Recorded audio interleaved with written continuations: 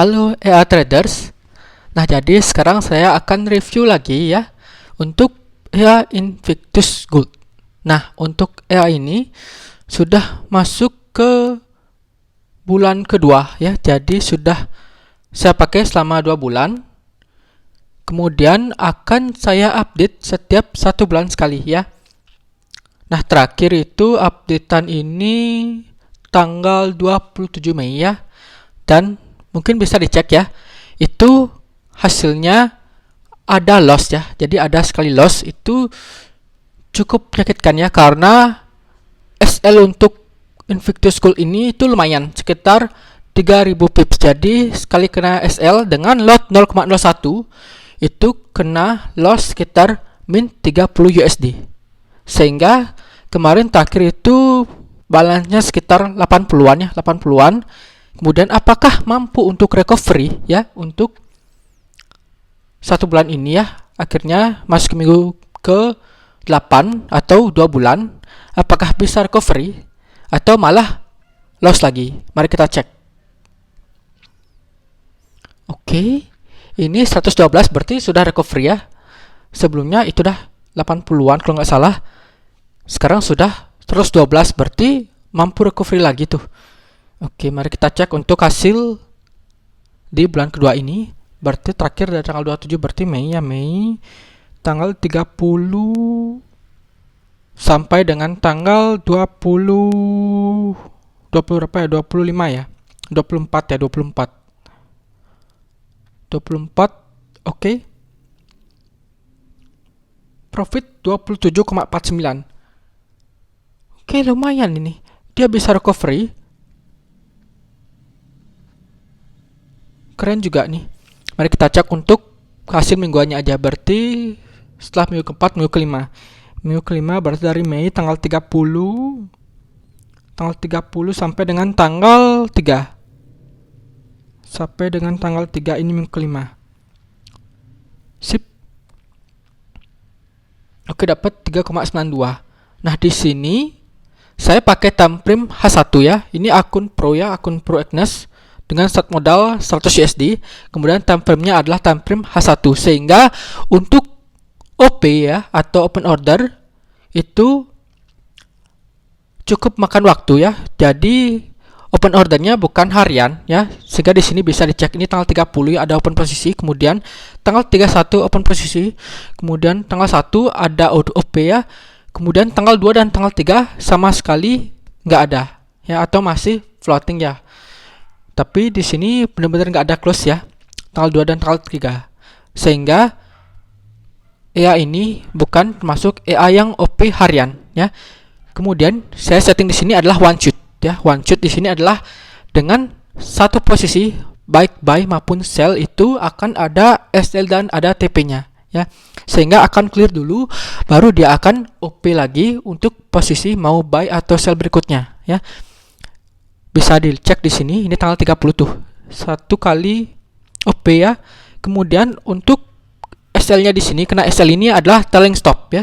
Jadi ada trailing stop-nya sendiri. Kemudian untuk SL dan TP-nya ini lumayan jauh ya. Saya setting 3000 dengan risk reward itu 1-1. Sehingga 3000 pips untuk TP dan 3000 pips untuk SL. Sehingga kalau misalnya sekali kena SL ya, belum ada profit, kena sekali SL itu lumayan menyakitkan, karena 3000 pips sama dengan min 30 USD dengan lot 0,01. Makanya di sini kelihatan sendiri ya, ini one shot. Jadi saya cuma setting untuk maksimal satu posisi itu satu order. Sip ya.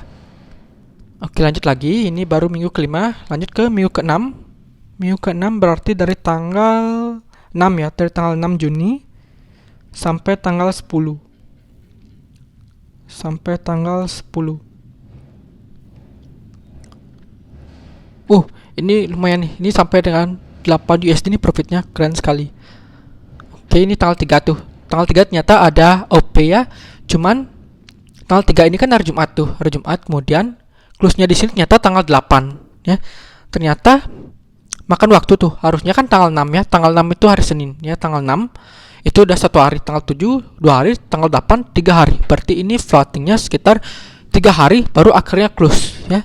Jadi selama belum mencapai SL maupun mencapai TP, itu selama masih floating minus belum mencapai SL, berarti akan floating terus sampai akhirnya dia akan profit dan muncul SL plus atau trailing stopnya.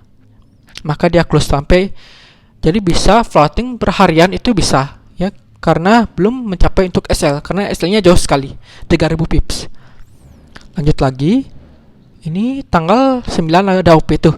Makanya di sini sampai dengan tanggal 6, tanggal 7 nggak akan ada OP karena ini one shoot ya, karena satu order. Nah, mari kita lanjut lagi ke minggu ke-7 ya. Minggu ke-7 berarti dari tanggal berapa ya? Tanggal 13 sampai dengan tanggal berapa ya? 17 ya, 17. Sip. Oke, dapat 8,59. Lumayan lagi nih. Ini ada lagi nih, tanggal 10, berarti tanggal 10 ini hari Jumat ya, hari Jumat. Kemudian tanggal 13 itu hari Senin. Berarti pembukaan market hari Senin langsung sudah close ya.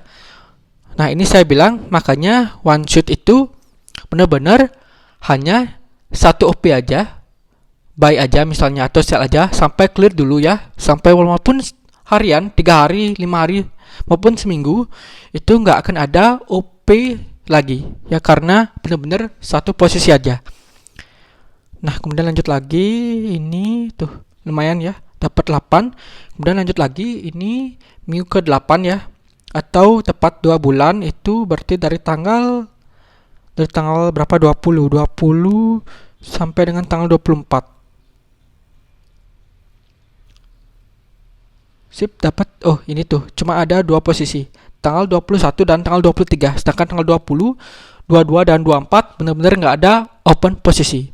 Makanya saya bilang ya ini bukan EA intraday atau tradingnya harian, karena saya pakai time frame H1. Kecuali Anda pakai time frame yang lebih rendah ke time frame M5, M15, mungkin akan ada harian ya. Itu akan cepat sekali untuk open posisinya, karena memang semakin tinggi time frame maka akan lebih jarang untuk open posisi. Sedangkan semakin rendah untuk time frame maka akan lebih cepat untuk open order ya.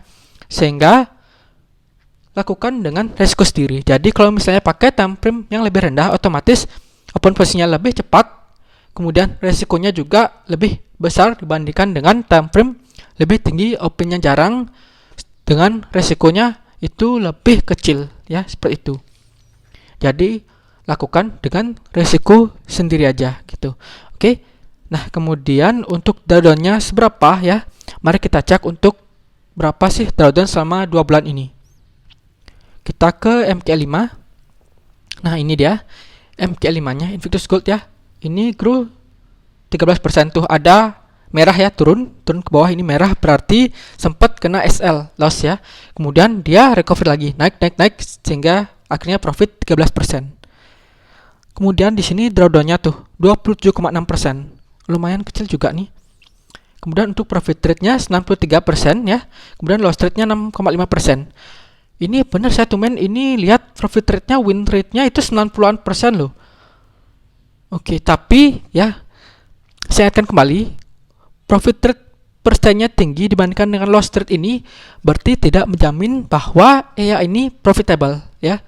Kenapa? Karena ada nih, itu kalau nggak salah EA Miris ya. EA Miris itu profit rate-nya itu tinggi ya, sekitar 67%-an, 70% ya.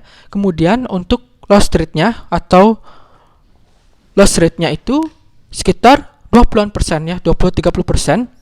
Tapi hasilnya malahan loss. Itu kenapa? Karena profit rate ini ya, dia analisanya berdasarkan berapa jumlah profit ya. Berapa jumlah profit. Jadi ada 1, 2, 3 ya. Bukan berapa USD profitnya gitu. Jadi kalau misalnya profitnya itu banyak jumlahnya 1, 2, 3, sedangkan untuk USD-nya sendiri cuma 0,30, 0,60, 0,70, itu tetap win rate-nya akan gede dibandingkan kalau misalnya sekali loss itu misalnya min 3 atau min 5 USD, otomatis karena jumlahnya cuma satu kali loss atau sekali loss atau 2 kali loss, 3 kali loss, maka loss rate-nya itu akan kecil. Namun sekali loss-nya itu lumayan menyakitkan atau lumayan gede ya. Jadi benar-benar profit rate persenan yang tinggi belum menentukan EA tersebut profit ya, karena kemungkinan loss ya karena kena SL yang lumayan gede. Nah, kemudian di sini benar ya 112,58 sip. Kemudian kita cek untuk drawdown-nya. Drawdown ini ya risk drawdown. Nah, ini dia.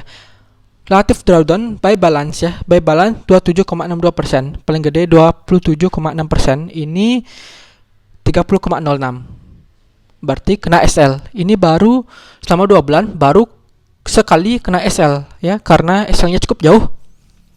3000 pips jadi kena min 30 USD ya, benar ya.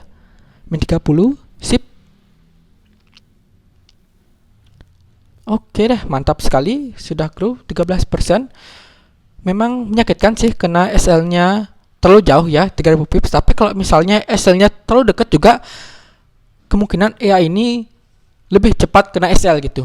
Misal nih, setting SL ya cuma 300 pips deh, 300 pips. Kemungkinan lebih cepat kena SL dan open berikutnya juga kena SL lagi. Jadi ya otomatis belum sempat profit, malahan banyakkan loss karena kena SL terus gitu. Kalau misalnya SL-nya dikosongkan, otomatis floatingnya lama, bahkan bisa MC kayak gitu.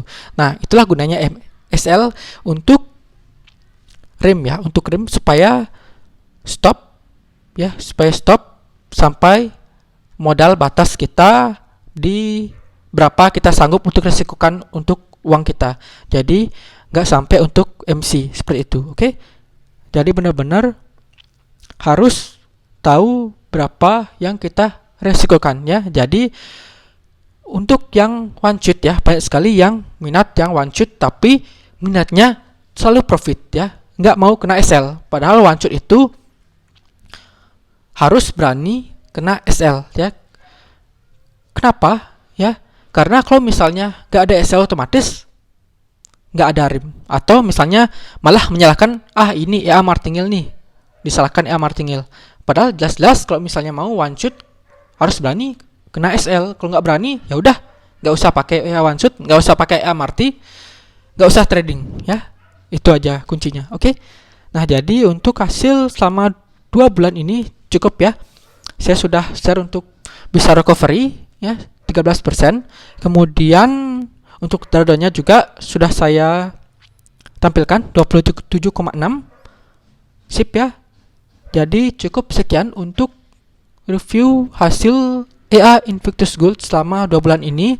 Dan akhir kata, saya ingatkan kembali untuk disclaimer bahwa segala jenis investasi dapat menyebabkan Anda kehilangan uang. Jadi bijaklah dalam berinvestasi, gunakan uang dingin atau uang yang ada sudah siap kehilangan. Apalagi trading merupakan high risk atau risiko yang tinggi, oke? Jadi do at your own risk. Lakukan dengan resiko kamu sendiri. Cukup sekian dulu, sampai jumpa dan terima kasih.